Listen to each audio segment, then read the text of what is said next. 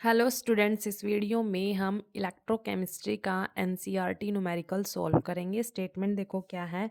A solution of copper sulphate is electrolysed for 10 minutes with a current of 1.5 ampere. What is the mass deposited at the cathode. तो यहाँ पर हमें copper sulphate solution दिया हुआ है, ठीक है। उसमें करंट कितना पास करा है 1.5 इलेक्ट्रोलाइज्ड करने के लिए, कितने टाइम के लिए 10 मिनट्स के लिए। तो उन्होंने क्वेश्चन में क्या पूछा है कि कैथोड पर कितना मास डिपॉजिट होगा, ठीक है, कितना मास डिपॉजिट होगा किसका, कॉपर का। What is the mass deposit, क्योंकि कैथोड पर तो कॉपर ही डिपॉजिट होगा ना। देखो कैसे होगा, देखो जैसे ही इसमें करंट इलेक्ट्रिसिटी पास कराते हैं, करंट अप्लाई करते हैं, तो क्या होगा, जो ये कॉपर सल्फेट है ना वो डिसोसिएट हो जाता है किसमें, कॉपर 2 पॉजिटिव में और SO4 2 नेगेटिव में। जो पॉजिटिव पार्ट है वो कैथोड की तरफ जाएगा, क्योंकि कैथोड पे क्या कौन सा चार्ज है, नेगेटिव है, ठीक है। जो कॉपर किसकी फॉर्म में आ जाता है, 2 पॉजिटिव की फॉर्म में। अब ये जो 2 पॉजिटिव वाला पार्ट है ये किसकी तरफ जाएगा, कैथोड की तरफ जाएगा। तो इस चीज से हमें पता चल गया कि यहाँ पर किसका मास निकालना है, कॉपर का निकालना है, ठीक है। क्योंकि कैथोड पे कौन सा चार्ज होता है, नेगेटिव, तो पॉजिटिव तो नेगेटिव की तरफ ही जाएगा। तो कैथोड पे क्या डिपॉजिट होगा, कॉपर, कॉपर का मास। तो यहाँ पर हमने क्या निकालना है, कॉपर का मास निकालना है। तो रिएक्शन देखो क्या होगी, जैसे ये 2 पॉजिटिव यहाँ पर ये आएगा, स्टेट में आएगा, तो क्या करेगा, कैथोड से 2 इलेक्ट्रॉन लेगा यहाँ पे, और ये क्या हो गए, डिस्चार्ज हो गया यहाँ पर, ठीक है। डिस्चार्ज हो जाएगा यहाँ पर, कैथोड पे डिपॉजिट हो जाएगा यहाँ पर डिस्चार्ज होके। अब देखो ये तो इसकी रिएक्शन थी, यहाँ पर लिख लेते हैं। यहाँ पर करंट कितना गिवन है, यहाँ पर 1.5 एम्पियर, और यहाँ पर हमें टाइम कितना गिवन है, 10 मिनट्स है, ठीक है। अब देखो इसको सेकंड में कन्वर्ट कर लेते हैं। आपको पता है कि 1 मिनट में कितनी सेकंड होती है, 60 सेकंड होती है, ठीक है। तो 10 में कितनी होगी, 10 को हम 60 से मल्टीप्लाई कर देंगे तो इतनी सेकंड हो जाएंगी, 600 सेकंड, ठीक है। अब देखो यहाँ पर हमने क्या निकालना है, मास निकालना है। तो इसके लिए हमारे पास फॉर्मूला होता है, कैसे निकालते हैं हम, कि जो मास डिपॉजिटेड है वो डायरेक्टली प्रोपोर्शनल किसके होगा, जितना हम चार्ज अप्लाई करते हैं, ठीक है, जितना हम चार्ज सप्लाई करते हैं उसके डायरेक्टली प्रोपोर्शनल होगा।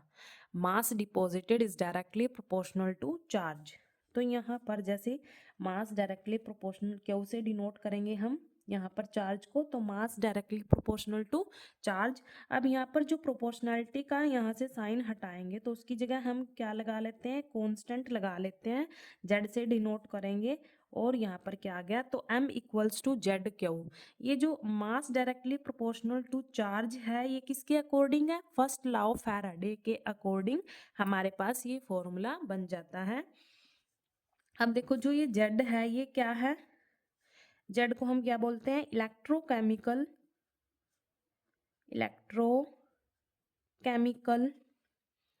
इक्विवेलेंट, ठीक है। और देखो हमें चार्ज का फॉर्मूला भी पता है, क्या होता है, क्या आई इंटू टी, मतलब करंट इंटू टाइम। तो हमारे पास फॉर्मूला क्या हो गया, जेड मल्टीप्लाई आई इंटू टी, ये फॉर्मूला बन गया, ये फॉर्मूला आ गया हमारे पास, ठीक है।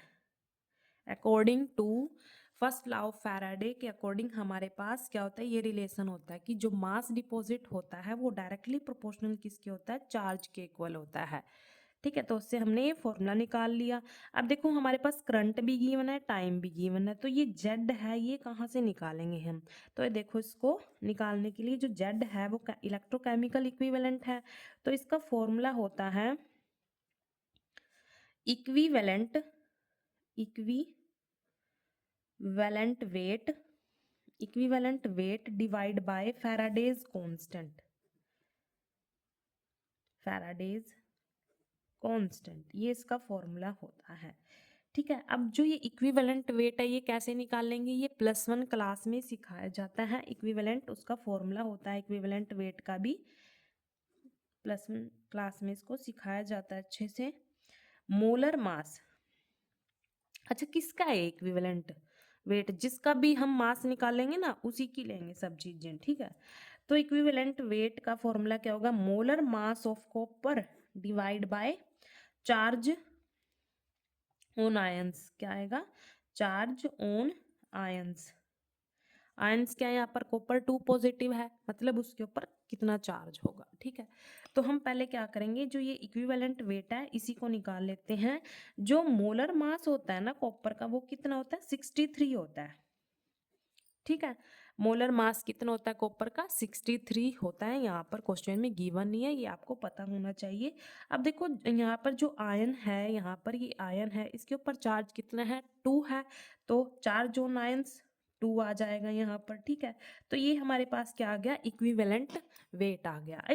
अब क्या करेंगे, इसको हम कहाँ पर पुट करेंगे, इसमें पुट करेंगे। ठीक है, यहाँ पर तो मतलब यहाँ पर Z क्या आ जाएगा, इक्विवेलेंट वेट की जगह मैं ये लिख देती हूँ 63 डिवाइड बाई 2, और डिवाइड में क्या है फॉर्मूले में, फैराडेज कांस्टेंट है, मतलब यहाँ पर क्या आएगा, फैराडेज कांस्टेंट की वैल्यू आएगी, कितनी होती है, 96500 कोलाम होती है। ठीक है, तो इसको मैं कैसे लिख सकती हूँ, 63 यहाँ पर ये इसको रीअरेंज करके 96500 कोलाम ऐसे लिख सकती हूँ। मतलब हमारे पास क्या आ गया, ये जेड की वैल्यू आ गई, कितनी आई, 63 डिवाइड बाई 2 मल्टीप्लाई 96500।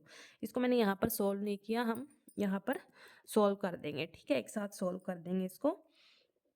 देखो दोबारा से कैसे निकाला, देखो हमारे पास Z का जो फॉर्मूला होता है, मतलब इलेक्ट्रोकेमिकल इक्विवेलेंट, जो ये कांस्टेंट है, इसका फॉर्मूला क्या होता है, equivalent weight divide by Faraday's constant.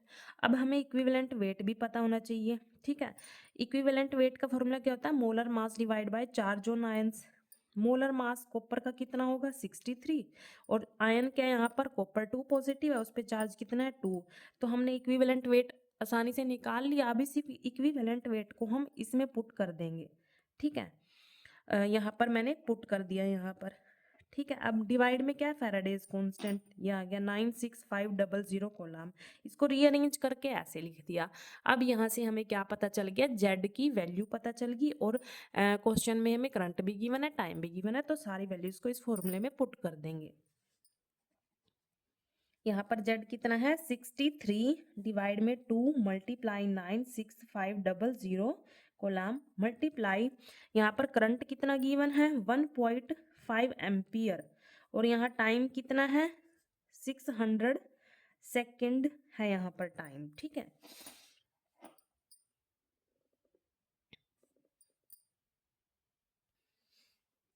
अब देखो यहाँ पर जो 20 है, 20 से 20 कैंसिल हो जाएगी, 2 से यहाँ पर 6 3 पे चला जाएगा। ठीक है, अब देखो यहाँ पर ही पहले यूनिट चेंज कर लेते हैं। देखो यहाँ पर कोलाम है चार्ज, और यहाँ पर एम्पियर है, तो इस एम्पियर को भी हम कोलाम में ही कन्वर्ट कर लेते हैं।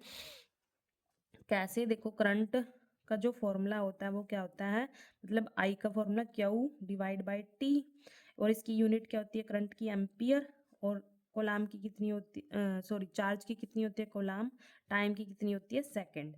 तो एम्पियर की जगह हम क्या लिख सकते हैं, कोलाम डिवाइड बाय सेकंड। ठीक है, तो यहाँ इसको दोबारा लिख लेते हैं,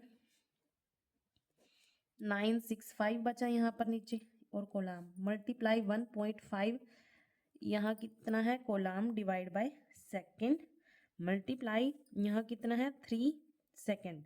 अब सेकंड से सेकंड कैंसिल हो जाएगा, कोलाम से कोलाम कैंसिल हो जाएगा यहाँ पर। ठीक है, यहाँ पर मोलर मास ग्राम में चल रहा है। ठीक है, अब हम क्या करेंगे, इसको सॉल्व करेंगे।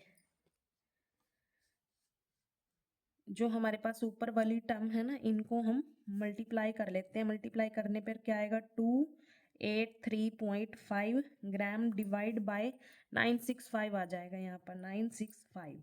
ठीक है,